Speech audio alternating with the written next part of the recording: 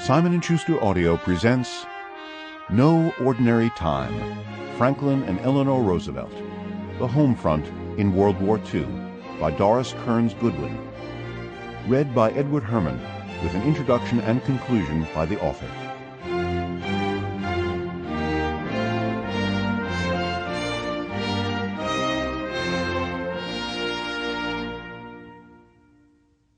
Hello, I'm Doris Kearns Goodwin.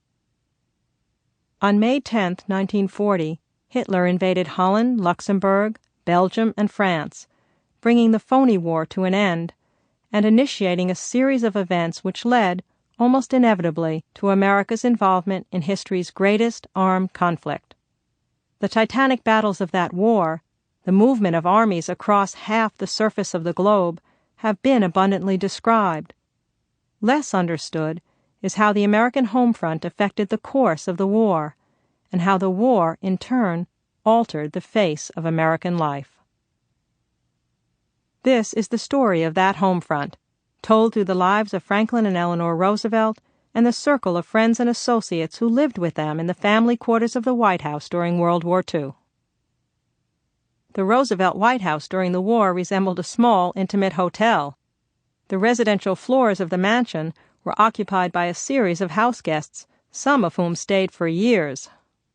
The permanent guests occasionally had private visitors of their own for cocktails or for meals, but for the most part, their lives revolved around the President and First Lady, who occupied adjoining suites in the southwest quarter of the second floor. On the third floor, in a cheerful room with slanted ceilings, lived Missy LeHand, the President's personal secretary and longtime friend. The President's alter ego, Harry Hopkins, occupied the Lincoln Suite, 2 doors away from the President's suite. Anna Bottager, the President's daughter, moved into Hopkins' suite when Hopkins moved out. Lorena Hickok, Eleanor's great friend, occupied a corner room across from Eleanor's bedroom. This group of house guests was continually augmented by a stream of visitors: Winston Churchill, who often came for 2 or 3 weeks at a time, Eleanor's young friend Joe Lash, and Crown Princess Martha of Norway. These unusual living arrangements reflected the President's need to have people around him constantly, friends and associates with whom he could work, relax, and conduct much of the nation's business. Through these continual house guests, Roosevelt defied the limitations of his paralysis.